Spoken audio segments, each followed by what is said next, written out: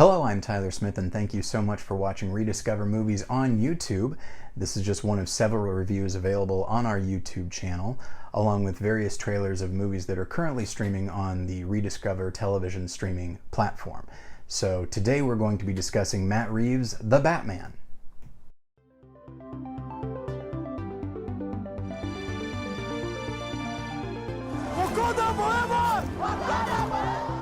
You can't handle the truth!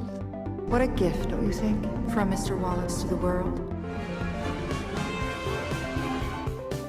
Well, it's nice to see you too.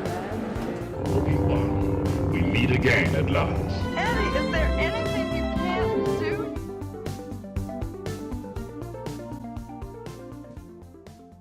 This was a highly anticipated movie. I was definitely looking forward to it, as were a lot of people once it was first announced.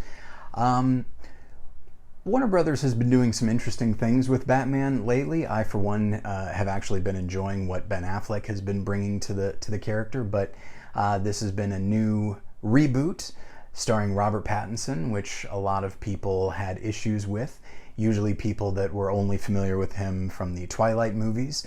Meanwhile, if you've seen films like The Lighthouse and Good Time and Cosmopolis and various others, you will know that Robert Pattinson is actually one of the better actors of his generation. And so I actually had no qualms at all about him playing the part. My big concern was, what are they going to do with this? We've already seen Tim Burton's Batman, we've seen Joel Schumacher's Batman, we've seen Christopher Nolan's Batman, we've seen Zack Snyder's Batman. Really, what more can Matt Reeves bring to this franchise?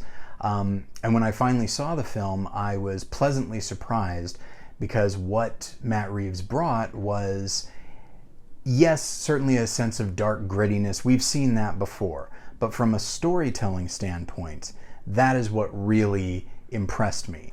The film feels like one of those sort of comic book miniseries from the 80s and 90s, like Hush and The Long Halloween, where Batman is investigating a specific case, and along the way he encounters various city officials, various supervillains, on his way to figuring out what has actually happened. This feels like a Batman investigation, and I really enjoyed that. Because though, for example, Penguin is in the film, he is not the primary villain. He is, I wouldn't even say he's a secondary villain. He's just a fact of Gotham City. And the fact that Batman encounters him just makes sense. It gives you a sense of what Gotham City is and what it is to investigate crime in Gotham City. Eventually, you're going to have to touch on all these smaller elements. But what I think I really love about this movie is what they're choosing to do with Batman himself. This is not necessarily Batman Year 1, but it's Batman Year 3, I think I've heard it said. And this is a different kind of Batman than we've seen before. People have rather dismissively called it emo Batman, in which Bruce Wayne is not like a socialite. He just looks very pale with like long hair and just is very moody. And I actually like that, because I imagine that if you are Bruce Wayne and your life is defined by the loss of your parents, that is going to hang on for a while, even as you are making the decision to try to do something about it by being Batman. But it's gonna take a while for you to embrace what Batman can be as a symbol of hope, not merely a symbol of vengeance. And that's something that I really like about the film thematically, is that we see Bruce Wayne, we see Batman slowly come to realize what Batman actually is. And this is actually going to bring us to the Riddler. Now, I am a big fan of the Riddler. As proof, here's a Riddler action figure that I own. Here's another one. I could do that about 80 more times, but I think you get the idea. I love the character of the Riddler, and I was a little iffy to know how he was going to play in this film. Because looking at the design of the character and looking at his motivations and his actions, he didn't seem to fit with what I associate with the character. It's very clear that they are modeling him after the Zodiac Killer, they're modeling him after Jigsaw from the Saw movies, and the John Doe character from Seven. That is all very, very clear. And so part of me thought like, okay, well, they're just at this point using the name Riddler and the fact that he leaves clues. That's really the only thing that they have. But they do capture a few things. First off, I think the character is still interesting. He's played by Paul Dano, who's an actor I really like. You know, this is not the Riddler who's out to show how clever he is. He is actually out to expose some of the corruption of Gotham City. And so in that regard, he is kind of like a vigilante, very much like Batman. And so over the course of the film, you start to see Batman, again, reflecting on himself when he sees similarities between him and the Riddler, albeit Riddler going further because he's actually killing people. And by the end of the film, asking himself, what is it to be defined by anger? What is it to be defined by loss or vengeance? You know, throughout the film, he says, I am vengeance.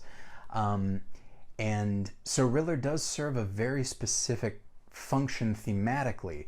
And, you know, as somebody who is a fan of the Riddler, here's a third figure, I thought I'd just pull that up. As someone who is a fan, yeah, it's not exactly what I wanted, but I'm okay with that. I'm okay with how they use the character. I think they use him very well. So, by and large, I would say I really liked this movie. I think it had a really great tone. It is a longer movie, and I think it needed to be, because it really is trying to capture the life and world of Batman, which is to say, the world of Gotham City. And I think it does that wonderfully. I think it's beautifully shot. I really think Michael Giacchino's score is marvelous. It really has this bombastic quality, and you really get a sense that something important is happening, though not necessarily self-important. And so I really recommend it if you're a fan of comic books, and maybe even if you're not, I think you'll enjoy it. And it's actually very similar in some respects to a film that we are currently streaming on Rediscover Television called Panic in the Streets, directed by Elia Kazan and starring Richard Widmark. It's a film that is unfortunately timely, because even though it came out in 1950, it is about a government official trying to prevent plague from spreading in New Orleans. But in order to fight that, he needs to trace where it started, and it started in the criminal underworld. So he is trying to solve this mystery.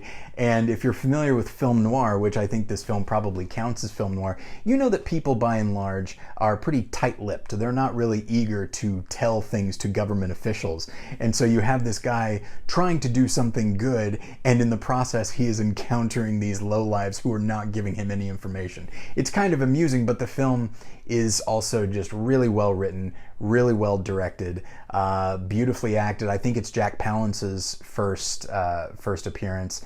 But yeah, so Panic in the Streets is a really great film. I highly recommend it, and it is available on Rediscover Television right now. And so there you go. That is my review of Matt Reeves' The Batman, a movie that I highly recommend.